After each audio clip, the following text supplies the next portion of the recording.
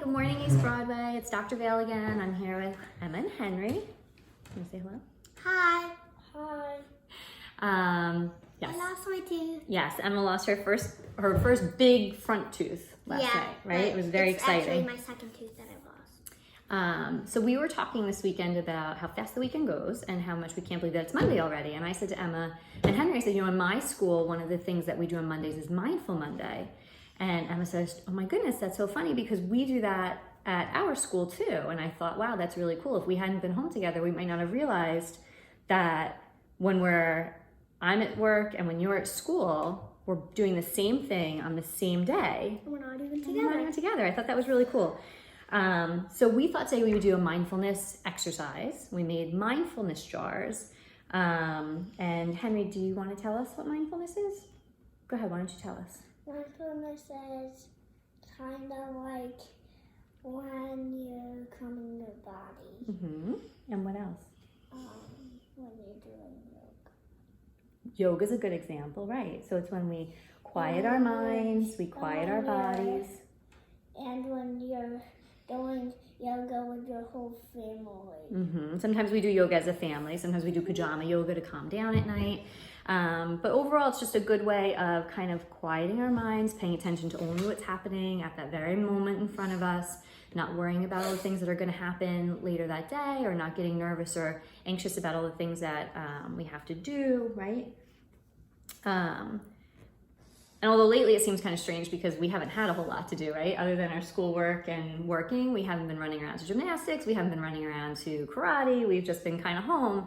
But sometimes what can still happen? Our mind gets crazy Sometimes we get a little crazy sometimes. Sometimes we get a little mad, right? Sometimes we get a little frustrated. Sometimes we get very angry. Sometimes we all have these really big feelings, right? Do you ever have that? And also sometimes I get too excited and get a little cuckoo. I think everybody gets a little excited sometimes, right? Do you have an example? I forgot. Okay, we'll come back to you if you think of it, okay? And right now... Oh, wait, yeah. Okay, go ahead. Okay, so something that you can get really angry about is once you're home, it seems different doing schoolwork, but it's really the same. So sometimes you get really, really frustrated. Sometimes you don't. Sometimes it's hard to do the schoolwork that you were supposed to do at school here, right? Because there's so many other things going on. There are a lot of distractions, or you just don't feel like doing it at that very moment. I think it's something that a lot of us can relate to right now. And I think a lot of the kids, because they don't always know how to express themselves, they don't have the words to express themselves, or they don't really know what's happening when they're having these big feelings. So it can end up in tantrums and meltdowns and a lot of crying. So this is just one way to kind of help kids express themselves, help them calm their bodies, kind of calm their minds.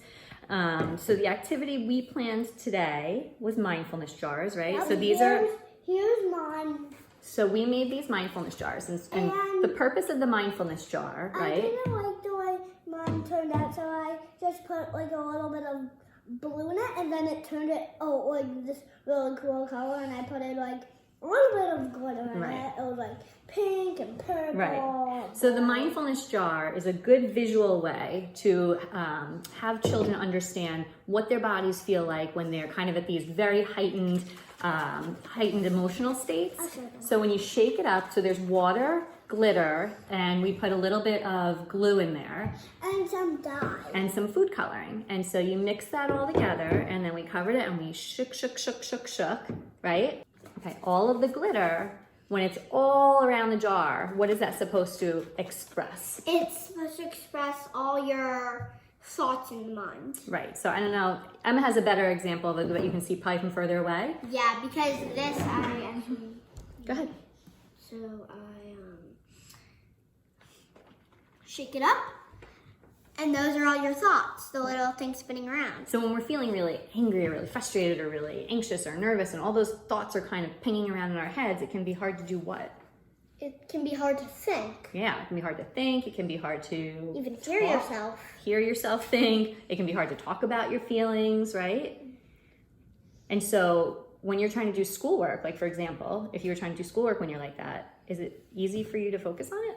Not really. Is it kind of hard to quiet down your thoughts? Yeah.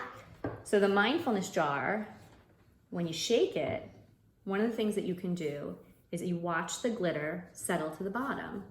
And as the glitter kind of settles to the bottom, it's giving you something else to focus on, right? Maybe you're also breathing a little bit more calmly.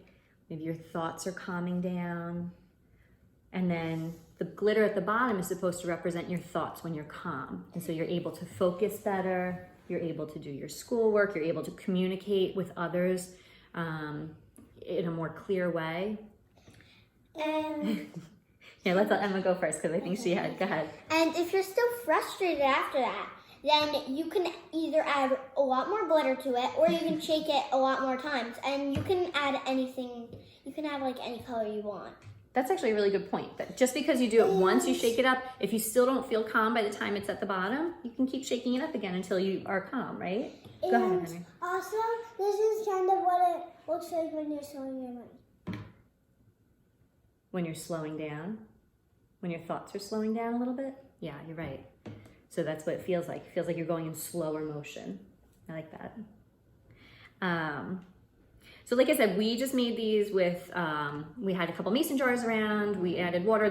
This is actually the second time we made it. The first time we attempted, it was kind of a fail. Because we added vegetable oil. Right, we used vegetable oil instead of glue, and that just didn't quite work. All the glitters kind of stayed at the top. So we found another recipe, and we added water, we added glue, we shook that up, then added the glitter. The kids added as much glitter as they wanted to. You can see here we have all of our, Some blue. if you're like us, you live in a glittery house. Yeah, some pink. And they also added purple, food dye.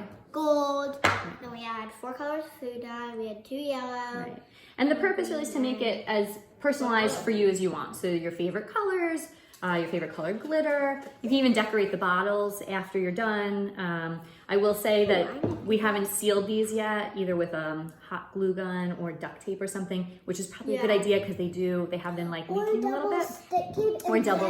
Yeah, and then add duct tape. That's a great idea. Especially if you don't have mason jars. If it has a plastic top, Right. then it could crack like this one. Right.